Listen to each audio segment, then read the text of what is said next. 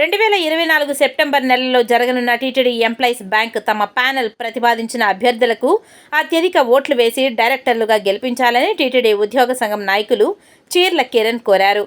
Tirupati press క్లబ్లో శనివారం ఏర్పాటు చేసిన మీడియా సమావేశంలో ఆయన మాట్లాడుతూ, గతంలో డైరెక్టర్గా ఉన్నప్పుడు టీటీడీ ఉద్యోగస్తులకు ఎంప్లాయీస్ బ్యాంక్ ద్వారా అనేక సంక్షేమ కార్యక్రమాలు నిర్వహించామని, కరోనా కష్టకాలంలో కూడా తమతో తమ మిత్రులు కూడా అనేక సంక్షేమ కార్యక్రమాలు నిర్వహించామని ఈ సందర్భంగా తెలిపారు. తమ ప్యానెల్లో అభ్యర్థులుగా గుంటూరు రేఖ, పవన్, సునీల్ కుమార్, మణికంఠలు తనతో పాటు పోటీ చేస్తున్నారని, వీరిని టీటీడీ ఉద్యోగస్తులు, అధికారులు అత్యధిక మెజారిటీతో గెలిపించాలని ఆయన ఈ సందర్భంగా కోరారు.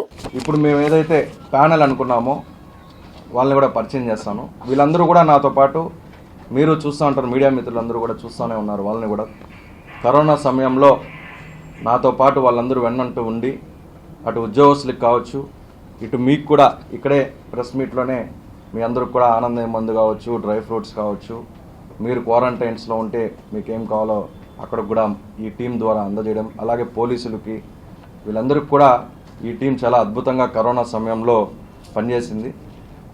దాదాపు 1,60,000 మంది అటు టీటీడీ ఉద్యోగులు, పెన్షనర్సు, అలాగే మీడియా మిత్రులు, పోలీసులు అందరూ కూడా 1,60,000 మందికి మా సొంత నిధులతో మేము ఆనందయ్య మందు కృష్ణపట్నం నుంచి తెచ్చి ఇవ్వడం జరిగింది. క్వారంటైన్లో ఉద్యోగస్తులు చాలా ఇబ్బందులు పడుతున్నారు. ఆ సమయంలో వాళ్ళు తొందరగా కోలుకోవాలని చెప్పేసి వాళ్ళకి మేము ఫ్రూట్స్ కావచ్చు, డ్రై ఫ్రూట్స్ కావచ్చు, అనేక కార్యక్రమాలు చేయడం జరిగింది. అలాగే చాలామంది దాదాపు 100,000 మంది ఉద్యోగస్తులు ఫస్ట్ సెకండ్ వేవ్లలో మరణిస్తూ ఉంటే ఆ 2 సమయంలో మరణాలని తగ్గించాలి, దేవుణ్ణి వేడుకున్నామని చెప్పి ఒక 2 సార్లు మేము అప్పట్లోనే మృత్యుంజయ హోమం కూడా నిర్వహించడం జరిగింది. అలాగే ఆక్సిజన్ సిలిండర్స్ దొరకడం లేదు, ఆ టైంలో బెడ్స్ దొరకడం లేదు.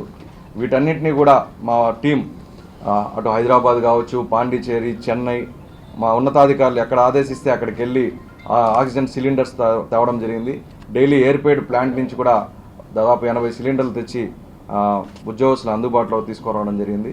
ఎక్కడ బెడ్లు దొరకని సమయంలో మేము ఉన్నతాధికారులని రిక్వెస్ట్ చేసి బర్డ్ హాస్పిటల్, ఆయుర్వేదిక్ హాస్పిటల్ వీటన్నిటిని కూడా క్వారంటైన్ హాస్పిటల్గా చేసుకోవడం, ఇలా రకరకాలుగా ఈ కరోనా సమయంలో ఉద్యోగస్తులందరికీ కూడా ఏదైతే ఈరోజు నేను ఈ ప్యానెల్ అనౌన్స్ చేయబోతున్నా వీళ్ళందరూ కూడా ముందు ఉండి ఉద్యోగస్తులకి సేవ చేయడం జరిగింది.